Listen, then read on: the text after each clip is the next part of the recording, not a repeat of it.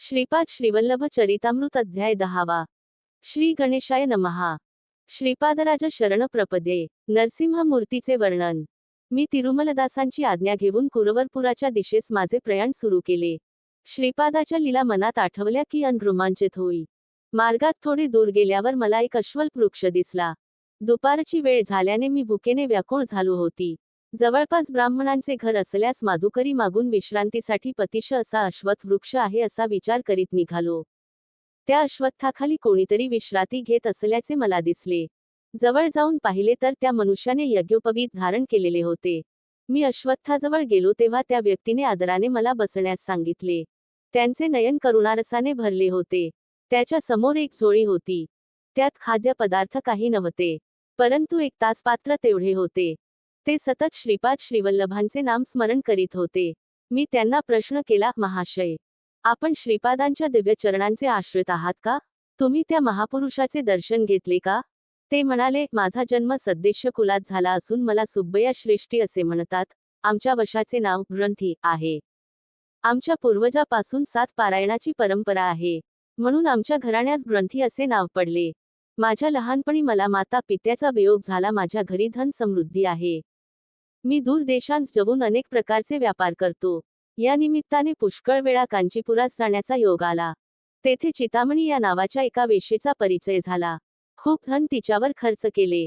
मल्याळ केरळ देशात पालक्काड या प्रांतातून बिल्वमंगल या नावाचा ब्राह्मण सुद्धा व्यापाराच्या निमित्ताने कांचीपुरमला येत असे. तो सुगंधी द्रव्यांचा अरबी नागरिकांना विक्रय करून त्यांच्याकडून रत्नराशी व तुरंत घोडे घ्यायचा.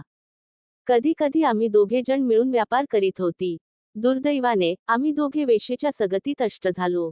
अरबांशी थोडा काळ आमचा व्यापार चांगला चालला. त्यानंतर अरबांनी आमच्याकडून उच्च जातीच्या अश्वासाठी अधिक धन घेऊन निम्न जातीचे घोडे आम्हास दिले, जेणेकरून व्यापारामध्ये आमचे नुकसान झाले. आमच्याकडून चांगले घोडे राजे महाराजे विकत घेत. व्यापारात नुकसान झाल्याने आमची संपत्ती नष्ट झाली. माझी पत्नी मनोव्यथेने मरण पावली. मला एक मंदबुष्टी असलेला पुत्र होता. त्याचा अकाल मृत्यू झाला. बाबारे सगळ्या तीर्थात श्रेष्ठ आणि विख्यात असलेले पादगया तीर्थक्षेत्रात असलेले पिठिकापूर आमचे मूळ गाव. मी अज्ञ असताना देव ब्राह्मणांचे अनिष्ट करीत होतो. ऋण वसुली करण्यास निर्दयतेने वर्तत होतो. श्रीपादांचे पिता श्री आपळराजांच्या घरी ऐनविल्लीहून त्यांचे बंधुगण भेटण्यासाठी आले. त्या सगळ्यांच्या भोजनाची सोय करण्यासाठी त्यांच्याजवळ पुरेसे धन नव्हते. ते दानाचा स्वीकार करीत नसत. श्री व्यंकटप्पथ्या श्रेष्ठीच्या घरातून आणलेल्या भिक्षेने उदरनिर्वाह व उचित व्यवहार करीत. श्रेष्ठींचे कुलपुरोहित असल्या कारणाने मिझेऐवजी धनाचा स्वीकार करीत नसत. नाईलाज म्हणून त्यांनी 1 वराह एवढ्या रकमेचे जिन्नस आमच्या दुकानातून उधार नेले. बंधुगण गेल्यावर माझी रक्कम परत करण्याचे आपळराजांस मी बजावले होते. हातात एक कवदी पण नाही. मला जेव्हा धन मिळेल तेव्हा मी अवश्य परत करीन असे राजशमी म्हणाले. मी चक्री व्याज घेण्यात तरबेज होतो. काळ लोटला. व्याजावर व्याज चढवून खोटे हिशेब दाखवून 10 वराह देणे बाकी आहे असे राजशमौस कळविले. तेवढे धन मला देण्यास राजशर्मांना आपले राहते घर विकावे लागले. या काळातल्या दराप्रमाणे ते घर मी विकत घेतल्यास राजशर्मांना 1 ते 2 वराह दिल्याने हिशेब बरोबर असे मी अनेकांना सांगितले होते. राजशर्मांना गृहविहीन करणे हाच माझा सकरूप होता. माझा हा दुष्ट विचार लक्षात येताच वैकटप्पयांनी माझी निर्भत्सना केली. अरे दुरात्म्या, धनाच्या मदाने मनास येईल तसे वागत आहेस. आमच्या कुलपुरोहिताचा अपमान झाल्यास आमचा अपमान झाल्यासारखे. तू तुझी वागणूक बदल नाही तर घोर आपत्ती संभवेल. अग्निहोत्रापेक्षा पवित्र असलेल्या राजशर्मास तू असले कष्ट देतोस, या कारणाने रौरवादी नरकास जाशील. एकदा श्रीपाद श्रेष्ठींच्या परी असताना मी श्रेष्ठींना व्यंगाने म्हणाली, राजशर्मा जर माझे ऋण फेडू शकत नसतील तर त्यांच्या पुत्रांपैकी एकास माझ्या दुकानात चाकरी करण्यास पाठवावे किंवा त्यांनी स्वतः चाकरी करण्यास यावे. एक मुलगा आंधळा तर दुसरा पंगू, तिसरा हा श्रीपाद मात्र 3 वर्षाचा. माझे ऋण कसे बरे फेडले जाईल? असे ऐकून श्रेष्ठींचे मन दुखातले. त्यांच्या नेत्रांतून अश्रुधारा वाहू लागल्या. श्रीपादांनी आपल्या दिव्य हस्ताने त्यांचे अश्रू पुसून म्हणाले, आजोबा, मी असताना भय कसले? हिरण्याक्ष व हिरण्यकश्यपाचा संहार मीच केला तर सुब्बय्याचे ऋण फेडण्यास मला कठीण काय? असे म्हणून माझ्याकडे तळून म्हणाले, अरे तुझे ऋण मी फेहीन. चल तुझ्या दुकानात सेवा करून ऋणाची निवृत्ती करीन. ऋण फिटल्यावर मात्र तुझ्या घरी लक्ष्मी राहणार नाही. विचार कर. बाल श्रीपादांना घेऊन व्यंकटप्पया श्रेष्ठी सुब्बय्याच्या दुकानात आले. ते सुब्बय्यास म्हणाले, श्रीपादांच्या ऐवजी मी तुमच्या दुकानात काम करती चालेल का? सुब्बय्याने नकारार्थी मान हलविली. इतक्यात दुकानात एक जटाधारी आला. तो सुब्बय्या श्रेष्ठींचे दुकान शोधित होता. त्याला एक तांब्याचे भांडे विकत घ्यावयाचे होते. तो श्रेष्ठींना म्हणाला, मला एका तांब्याच्या पात्राची अत्यंत गरज आहे. किंमत थोडी जास्त असेल तरी चालेल. सुब्बय्याच्या दुकानात 32 तांब्याची पात्रे होती, परंतु तो खोटेच म्हणाला, माझ्याकडे एकच तांब्याचे पात्र आहे, त्याला 10 वराह देऊ शकत असल्यास तुला ते मिळेल. तो संन्यासी घटकन कबूल झाला. त्याची एकच अट होती की ते पात्र वेंकटप्पया श्रेष्ठीच्या मांडीवर बसलेल्या श्रीपादांनी आपल्या हातांनी त्या संन्याशास द्यावे. त्या अटीप्रमाणे श्रीपादांनी स्वहस्ते ते पात्र त्या संन्याशास दिले. श्रीपाद प्रभू पात्र देताना हसत होते. ते म्हणाले, अरे तुझी इच्छा आता पूर्ण झाली ना? तुझ्या घरी लक्ष्मी स्थिर राहील. तू तुझी संन्यास दीक्षा सोडून देऊन स्वगृही जा. तुझ्यासाठी तुझी पत्नी आणि मुले वाट पाहत आहेत. तो जटाधारी संन्यासी अत्यंत आनंदित होऊन निघून गेला. वेंकटप्पया श्रेष्ठी आणि अप्पळराजू शर्मा यांचा अपमान करावा अशी सुब्बय्याची इच्छा होती. ती पूर्ण झाल्याने त्याच्या मनात थोडा अहंकार निर्माण झाला होता आणि त्यातच तो म्हणाला, आजच्या विक्रीत मला विशेष धनलाभ झाला. अप्पळराजू कडून यायचे असलेले 10 वराहाचे कर्ज फिटल्यासारखे मला वाटले. या क्षणी श्रीपादराय ऋणातून मुक्त झाले. वेंकटप्पया म्हणाले, हे जे तू सांगतो आहेस ते गायत्रीच्या साक्षीने सांग. सुब्बय्याने तसे केले. श्रीपाद प्रभू आणि वेंकटप्पया श्रेष्ठी घरी गेल्यानंतर सुब्बय्याने आज जाऊन पाहिले तर 31 भांड्यापैकी केवळ एकच आडे तेथे होते. श्रीपाद प्रभूच्या लीला अनाकलनीय, अचित्य होत्या. त्याच्या समक्ष जे बोलू ते वचन खरे होत असे. साक्षात दत्तप्रभूंच्या करकमलांनी तांब्याचे भांडे घेणारा जटाधारी धन्य होता. श्रीपाद प्रभूकडून अनुग्रहाच्या स्वरूपात तांब्याचा किंवा ताबे असलेल्या धातूचा एक तुकडा मिळाला तरी दान घेणाऱ्याला भाग्याचे असते, तेव्हा प्रत्यक्ष तांब्याचे पात्र मिळविणारा तो जटाधारी किती भाग्याचा आणि सुब्बय्या किती दुर्दैवी. त्याला येणे असलेले 10 वराहाचे देणे श्रीपादांनी आपल्या लीलेने दिले, परंतु त्या क्षणापासून त्याच्याकडे असलेली लक्ष्मी क्षीण होऊ लागली. 31 भांड्याच्या ठिकाणी केवळ एकच आहे राहिले होते. सुब्बस्याने अप्पळराजू कडून 10 वराह येणे आहे असा खोटाच हिशोब दाखविला होता. त्या पापाचे फल अशा स्वरूपात त्याला मिळाले होते. शंकरभट म्हणाले, अरे सुब्बय्या, सूर्योदयापूर्वीचा आणि सूर्यास्तापूर्वीचा काल अत्यंत पवित्र असतो. प्रातः संध्येच्या समयी आणि सान्यसंध्येच्या वेळी अग्निहोर करणे विशेष फलदायी असते. प्रातःकाळी सूर्यभगवान सर्व शक्तीच्या स्रोताने सिद्ध असतात. संध्यासमयी या सर्व शक्ती पुनरपी सूर्यात विलीन होतात. यावर सुब्बय्या म्हणाला, महाराज, दान स्वीकारल्यास पुण्य कमी होते असे मी ऐकले होले. परतुले स्वीकारले नाही तर पाप लागते असे आपल्याकडून ऐकले होते. या दुहेरी वाक्यांचा अबोध होत नाही. तसेच श्रीपाद स्वामी श्री दत्तात्रेयांचे अवतार असे म्हणतात, ते नरसिंह स्वामीचा अवतार, शंकराचा अवतार असे काहीजण म्हणलात. शिवामध्ये अनुसयेचे तत्व कसे अंतर्भूत आहे ते समजत नाही. कृपया या सर्वांचा खुलासा करावा. परंतु या प्रश्नांचा खुलासा करण्या अगोदर सर्वांना भूक लागली असल्याने जेवणाचा बेत ठरला. आश्चर्याची गोष्ट अशी की त्या लहानशा जागेमध्ये एका तांब्यांच्या भांड्याशिवाय दुसरे काहीच नव्हते. 2 केळीची पाने सुब्बय्याने आणली. शंकरभ नदीवर जाऊन शुचिर्भूत होऊन आले. जेवणासाठी भात आणि दोडक्याच्या वरणाचा बेत होता. केळीची पाने जेवणासाठी घेतली व पळसाच्या पानांचे द्रोण तयार केले. त्या जटाधारी संन्याशाने डोळे मिटून क्षणभर ध्यान केले आणि जवळच्या तांब्यांच्या पात्रातून द्रोणात पाणी टाकले. त्यानंतर त्याच भाड्यातून दोडक्याचे चवदार वरण वाढले व नंतर भात वाढला. ते अमृता समान जेवण करून आम्ही तृप्त झालो. रिकाम्या भांड्यातून प्रथम भाणी नंतर अन्न येणे हा एक दैवी चमत्कारच होता. भोजनानंतर ते भांड रिकामेच होते. शनिवार प्रदोषसमयी केलेल्या शिवार्चनाचे फलित श्रीपादस्वामी सकल देवता स्वरूप आहेत. शनिदेव कर्मकारक आहेत. ग्रहामधील छायाग्रह राहू केतूतील राहू शनीमुळे फल देतो. केतू मंगळामुळे फल देतो. कर्मकारक असणारा शॉने कर्मसाक्षी असणाऱ्या सूर्याचा पुत्र असल्याने शनिवारची सायंकाळ शक्तिमान असते. चतुर्थी आणि त्रयोदशी राहस बलवान असतात. शनित्रयोदशीच्या महापर्व काळात सायंकाळी शीत आराधन केल्यास मानवाच्या पूर्वजन्मात केलेल्या पापाचे फल नष्ट होते. श्रीपाद श्रीवल्लभचा अवतार मंगळ ग्रहाच्या चित्रा नक्षत्रावर झाला असल्याने त्या नक्षत्रावर श्रीपाद प्रभूची पूजा केली असता सर्व ग्रह दोषाचे शमन होते. युद्ध, आपदा, शस्त्रास्त्रांनी येणारा अकाल मृत्यू, ऋणग्रस्ततेतून उद्भवणारी सकटे याचे कारण मंगळ ग्रह असतो. चित्रा नक्षत्रावर किंवा मंगळवारी श्रीपाद स्वामी अरुणवर्णाप्रमाणे प्रकाशमान होतात. कर्ज म्हणजे पाप, अरुण म्हणजे पाप नसणारा, पाप सहित. त्या दिवशी श्रीपाद प्रभू साक्षात अरुणाचलेश्वराचे रूप असतात. वेंकटप्पया श्रेष्ठी, नरसिंह वर्मा आणि बापनार्युनू शनिप्रदोषाच्या दिवशी शिवाराधनेत सहभागी होत. त्या दिवशी अप्पळराज शर्मा यांनी सुद्धा मोठ्या श्रद्धाभावाने त्या आराधनेला घेतला होता. अखंड लक्ष्मी सौ सुमती महाराणी शिव स्वरूपातील अनुसया महातत्वाचे ध्यान करीत असे.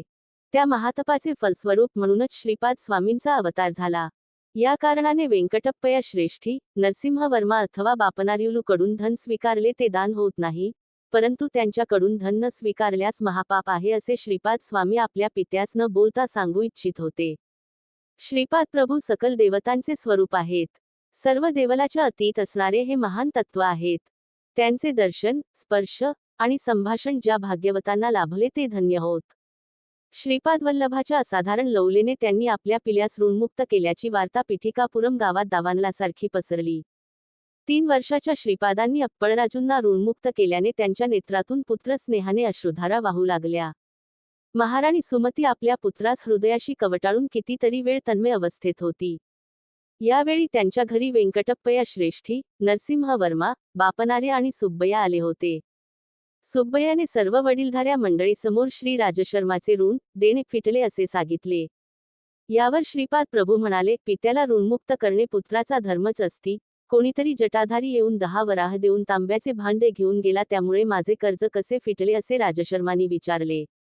अशा प्रकारे अनेक रसपूर्ण क्रिया प्रतिक्रिया झाल्या. बापनार्युलूंनी श्रीपादांना विचारले की, ते जटाधारी संन्याशी कोण होते ते तुला माहीत आहे का? यावर श्रीपाद म्हणाले, त्या जटाधारी बद्दलच नाही तर सगळ्या जटाधारी संन्याशांबद्दल मी जाणती. श्रीपाद स्वामी कोण आणि त्यांचे स्वरूप? बापनार्युलू श्रीपादांना म्हणाले, तू 3 वर्षाचा बालक आहेस, परंतु मोठ्या माणसासारखा बोलती आहेस. सर्वांबद्दल माहिती असावयास तू सर्वज आहेस काय? यावर श्रीपाद म्हणाले, मी 3 वर्षाचा आहे असे तुम्हाला वाटते, परंतु मला तसे वाटत नाही. माझे वय अनेक लक्ष वर्षीचे आहे. मी या सृष्टीच्या पूर्वी होतो. प्रलयानंतर सुद्धा राहणार आहे. सृष्टीच्या निर्मितीच्या वेळी मी होतो. माझ्याशिवाय सृष्टीची उत्पत्ती, स्थिती आणि लय होऊच शकत नाही. मी साक्षीभूत होऊन सर्व व्यवहाराचे अवलोकन करतो. यावर बापनाचार्युलू म्हणाले, श्रीपादा, लहान मुलांनी आपण चंद्रमंडळात आहोत असा केवळ विचार केल्याने आपण चंद्रमंडळात असतो असे नाही. प्रत्यक्ष अनुभव असावयास हवा. सर्वज्ञान, सर्वव्यापकत्व, सर्वशक्तित्व ही केवळ जगन्यंत्याचे लक्षण आहे. यावर श्रीपाद म्हणाले, मी सर्वत्र स्थित असणारे आदितत्व आहे. त्या त्या प्रसंगानुसार त्या त्या ठिकाणी आवश्यकतेनुसार मी व्यक्त होतो. साकार रूपात नसलो तर भी नाही असे होत नाही. जीवाच्या ठिकाणी भी अन्नमय, प्राणमय, मनोमय, विज्ञानमय, आनंदमय कोशात स्थित असतो. माझ्या अस्तित्वामुळे या पंचकोशांचे सर्व कार्यकलाप होत असतात. मी विशिष्ट कोशात आहे अशी अनुभूती तुला दिली तर त्या कोशात भी असल्याची जाणीव होते. मी तुला माझा अनुभव दिला नाही याचा अर्थ मी तेथे नाही असा मात्र होत नाही. मी सर्वव्यापी आहे. सर्व ज्ञान विज्ञान माझ्या चरणाशी लीन आहेत. माझ्या केवळ संकल्पाने ही सर्व सृष्टी निर्माण झाली. मी सर्वशक्तिमान आहे. यात आश्चर्य काय आहे? यावर अप्पळराज शर्मा म्हणाले, बाळा, बालपणापासून तू म्हणजे आम्हाला एक कोडे आहेस. तू पुन्हा पुन्हा मी दत्तप्रभू, मी दत्तप्रभू असे म्हणतोस. नृसिंह सरस्वती या नावाने पुन्हा एकदा अवतरित होईन असे म्हणतोस. लोक तर कावळे आहेत. पिठिकापुरम मधील ब्राह्मण तर नरकलोकातील लोखंडी कावळ्यांपेक्षा सुद्धा भयंकर आहेत. ते या सगळ्याला मनचांचल्य आणि बुद्धिभ्रष्टता असे म्हणतात. आपण ब्राह्मण आहोत. आपण विधियुक्त धर्मकर्माने आचरण करणे चांगले आहे. याखेरीज तुला देवाचा अंश असलेला अवतारी पुरुष आहे असे म्हणणे म्हणजे केवळ अहंकाराने म्हणतो आहोतच ते मानतात. यावर श्रीपाद प्रभू म्हणाले, तात, आपण सांगता ते भी अमान्य करीत नाही, परंतु खरे ते सांगितले पाहिजे ना. पंचभूताकडून साक्ष देण्याची वेळ आल्यास मी दत्तप्रभू नाही असे सांगणे म्हणजे असत्य भाषणाचा दोष लागणार नाही का? नभोमंडलातील सूर्याला तू सूर्य नाहीस असे म्हटल्याने तो सूर्य नाही असे होईल का?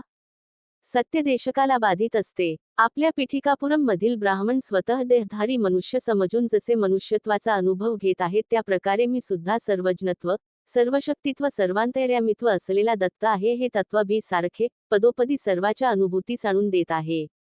युगामागून युगे जाऊ शकतात. अनेक जगत, सृष्टी स्थिती, लयाला जाऊ शकतात. परंतु साक्षात दत्त असणारा मी दत्त नाही असे कसे होईल?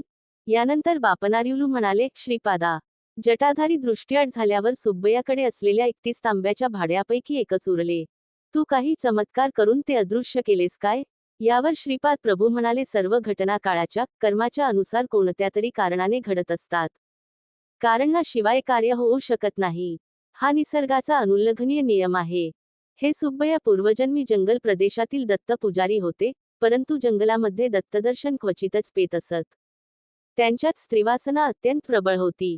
स्त्रीलोलूप असणारा हा पुजारी प्राचीन कालातील पूर्वपरंपरेतील पूजेतील मोठी तांब्याची दत्तमूर्ती विकण्याच्या विचारात होता.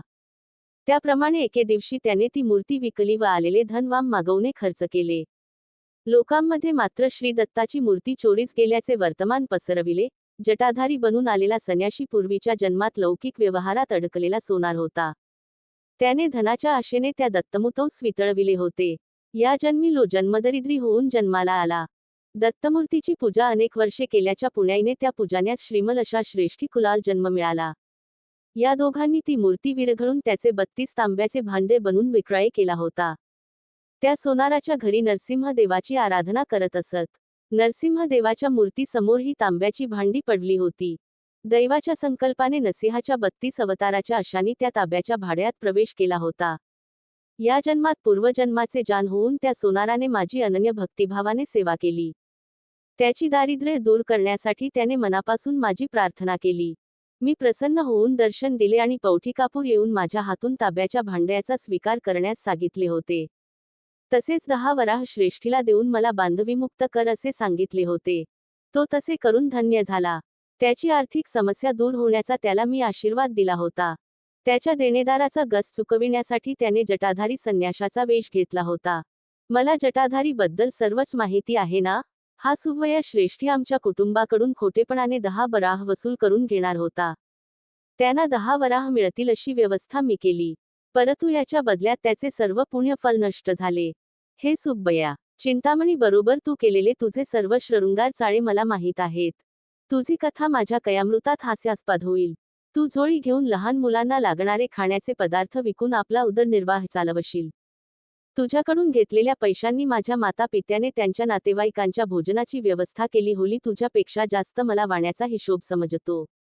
जेवणातील वरणभात व दोडक्याची भाजी करण्यातच तुझे पैसे संपून गेले होते. बाकीच्या खर्चासाठी माझ्या वडिलांच्या कष्टाचे पैसे खर्च झाले होते. तुला अन्नान दशा आली म्हणजे तुझ्याकडे असलेल्या तांब्याच्या पात्रातून तुला पाणी, वरणभात व दोहकेच प्राप्त होतील. ते तू खाऊन इतरांना बाऊ घालण्या इतपतच मिळतील, असे श्रीपाद प्रभू तीव्रतेने म्हणाले. श्रीपाद प्रभूचे मुखमंडल दिव्य प्रखर तेजस्वी असे दिसत होते. त्यांचे डोळे अग्नीच्या गोळ्याप्रमाणे लाल दिसत होते. ते पुढे म्हणाले, ए सुब्बया श्रेष्ठी, आज रात्री तुझ्या घराच्या दक्षिण दरवाजाजवळ एक म्हैस येईल. तुझा अंतकाळ जवळ आल्याचे तुला कळावे यासाठी यमधर्मराजाने पाठवलेला तो निरोप आहे. मी तुझ्यावर एक अनुग्रह करीत आहे. तू स्वतःच्या हाताने स्वयंपाक करून दोडक्याचे वरण आणि भात त्या म्हशीला खाऊ पाल. त्या म्हशीची ही एकच इच्छा तू पूर्ण कर. ते अन्न खाल्यावर तुझ्या ऐवजी ती म्हैस मरून जाईल, परंतु त्या क्षणापासून तू खूप गरीब होत जाशील. तू झोळी घेऊन मी सांगितलेले काम कर. त्यानंतर तुझी अन्नान दशा झाल्यावर मी अनुग्रह केलेल्या तांब्याच्या भांड्याचा तुला उपयोग होईल, असे कडक शब्दात श्रीपाद प्रभू म्हणाले. त्यावेळी वेंकटप्पा श्रेष्ठी रागात असलेल्या श्रीपादांना पाहून भयभीत झाले. त्यांनी श्रीपादांना असे रागात आलेले कधी पाहिले नव्हते. तेव्हा श्रीपाद म्हणाले, आजोबा घाबरलात का? मी नरसिंह मूर्तीच आहे. तुम्हाला वर देऊन तुमच्यावर कृपा करीत आहे. वाणी कुळातील लोकांना शाप देईन असे आपणास वाटले काय? माझी बहीण वासवीने तिच्या कुलातील लोकांना त्यांच्या सौंदर्यात थोडी त्रुटी असण्याचा शाप दिला होता. मी श्रीपाद त्याच तत्वाचा सवेवाणी निर्धन होतील असा शाप देईन अशी आपणास भीती वाटली काय? आपण घाबरू नका. दैवाला जातकुळ असे कान्ही नसते, तसेच भक्तांना सुद्धा जातीकुल नसते. आर्यवैश्यांचा आणि माझा अनुबंध फार जुना आहे. बापनार्य पूर्वीचे लाभाद महर्षीच ना. वाण्यांमध्ये लाभाद महर्षी गोत्र नष्ट झाले आहे. बापनायांच्या सर्व वंशजांना अगदी कली युगाच्या अंतापर्यंतच्या माझे आशीर्वाद आहेत. त्याच्यावर माझा वरदहस्त सतत राहील. तुम्हाला दिलेली झोळी वेगळीच आहे. त्यात दत्त मिठाई भरून आहे. कितीही दिली तरी कमी होत नाही, परंतु ती कोणाला डोळ्यांनी दिसणारी नाही. नृसिंहाच्या 32 अवतारातील सर्व लक्षणे माझ्या उई विराजमान आहेत. बापनार्याची 33वी पिढी पालू असताना माझ्या जन्मस्थळी गहा संस्थानाचे निर्माण होऊन त्यात माझ्या पादुकांची स्थापना होईल.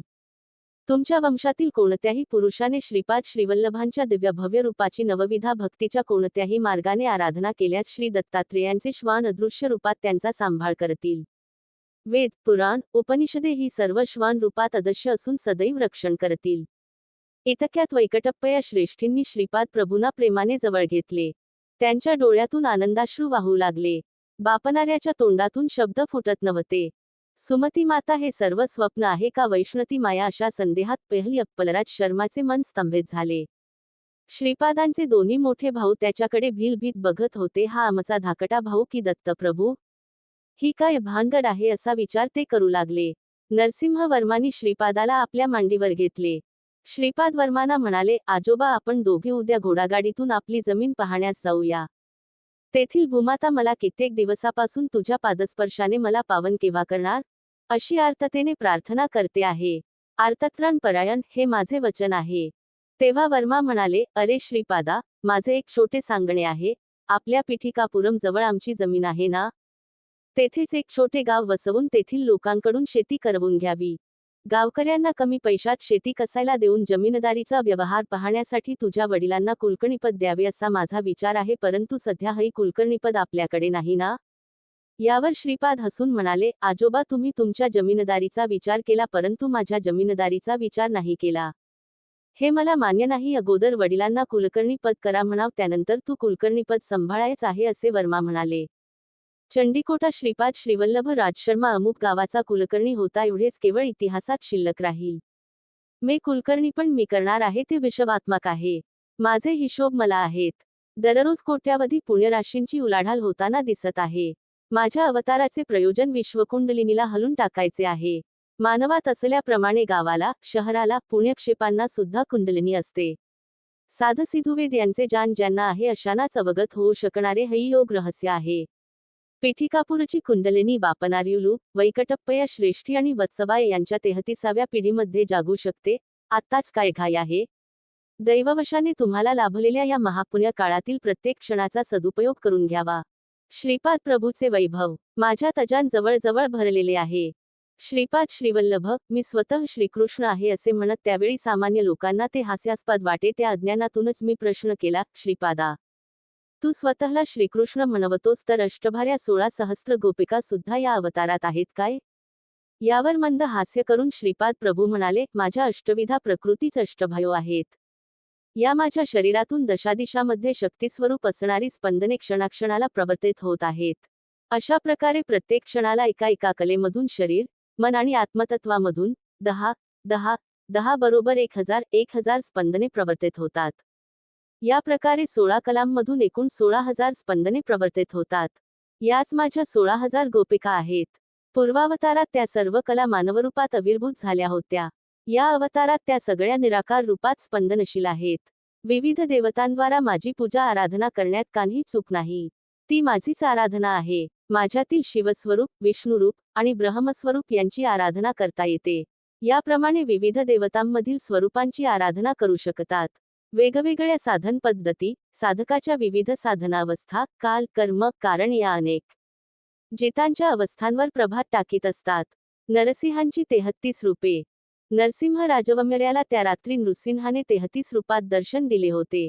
ती रूपे अशी: 1 कुद्रपाद नरसिंह मूर्ती, 2 कोप नरसिंह मूर्ती, 3 दिव्य नरसिंह मूर्ती, 4 ब्रह्मांड नरसिंह मूर्ती, 5 समुद्र नरसिंह मूर्ती, 6 विश्वरूप नरसिंह मूर्ती, 7 वीर नरसिंह मूर्ती, 8 रौद्र नरसिंह मूर्ती, 9 पूच नरसिंह मूर्ती, 10 विभीत्स नरसिंह मूर्ती, 11 धूम नरसिंह मूर्ती, 12 वहिन नरसिंह मूर्ती, 13 व्याघ्र नरसिंह मूर्ती, 14 बिडाल नरसिंह मूर्ती, 15 भीम नरसिंह मूर्ती, 16 पाताळ नरसिंह मूर्ती, 17 आकाश नरसिंह मूर्ती, 18 वक्र नरसिंह मूर्ती, 19 चक्र नरसिंह मूर्ती, 20 शंख नरसिंह मूर्ती, 21 सत्व नरसिंह मूर्ती, 22 अद्भुत नरसिंह मूर्ती, 23 वेग नरसिंह मूर्ती, 24 विदारण नरसिंह मूर्ती, 25 योगानंद नरसिंह मूर्ती, 26 लक्ष्मी नरसिंह मूर्ती, 27 भद नरसिंह मूर्ती, 28 राज नरसिंह मूर्ती, 29 वल्लभ नरसिंह मूर्ती. यानंतरच्या 30वे नरसिंह मूर्ती म्हणून श्रीपाद वल्लभांना पाहिले. 31व्या अवतारात श्री नृसिंह सरस्वती अवतारात आणि 32व्या नरसिंह मूर्ती रूपात प्रज्ञापूरचे, अक्कलकोटचे स्वामी समर्थ यांना पाहिले. श्रीनिवासांचा वृत्तांत. शकन्या मासामध्ये श्रवण नक्षत्रावर द्वादशीच्या दिवशी सोमवारी सिद्धयोगावर श्रीवेंकटेश अधिरूपात प्रकट झाले. वैशाख शुद्ध सप्तमीला विलंबी नाम संवत्सरामध्ये त्यांनी कुबेराकडून धन सहाय्य घेऊन ऋणपत्र लिहून दिले. श्री पद्मावती देवी मृगशिरा नक्षत्रावर जन्मली, तर श्रीनिवास श्रवण नक्षत्रावर अवतरले. वैशाख शुद्ध दशमीला उत्तरा फाल्गुनी नक्षत्रावर श्रीनिवासांचा पद्मावती बरोबर विवाह संपन्न झाला. श्रीनिवास प्रभू सुद्धा भारद्वाज गोत्रामध्ये अवतरले. पांडवाच्या वंशातील सुधन्वाला नागकन्याई दद्वारा झालेला पुत्र आकाश महाराज, याचा भाऊ तोडमान, वसुधानू हा आकाश महाराजांचा मुलगा. श्रीनिवास प्रभूंनी अगस्ती महर्षीच्या सल्ल्यानुसार अर्थराज्य तोंडमानला दिले व अर्धे राज्य वसुधानूला वाटून दिले. त्या रात्री त्या सर्वांनी श्रीपाद प्रभूंच्या दिव्य नामाचे संकीर्तन केले. दुसऱ्या दिवशी श्रीपादाच्या आश्चर्यकारक लीलांचे वर्णन सांगण्याचे आश्वासन देऊन सुच्चया श्रेष्ठी जवळ असलेल्या कुटीमध्ये शंकरभहास घेऊन गेले. त्या कुटीत 2 ताडपत्रीच्या घटया होत्या. 4 कुत्रे त्या कुटीचे रक्षण करीत होते. श्रीपादांच्या स्मरणाने प्राप्त होणारे फळ. श्रीपाद प्रभूच्या इदयंगम लीलांच्या केवळ स्मरण मात्राने अनेक जन्मातील साठलेल्या पापांच्या राशी भरम होऊन जातात. अशा रीतीने नरसिंह मूर्तीचे वर्णन नावाचा अध्याय 10 समाप्त. हरे नमः हरे नमः. श्रीपाद श्रीवल्लभांचा जय जयकार.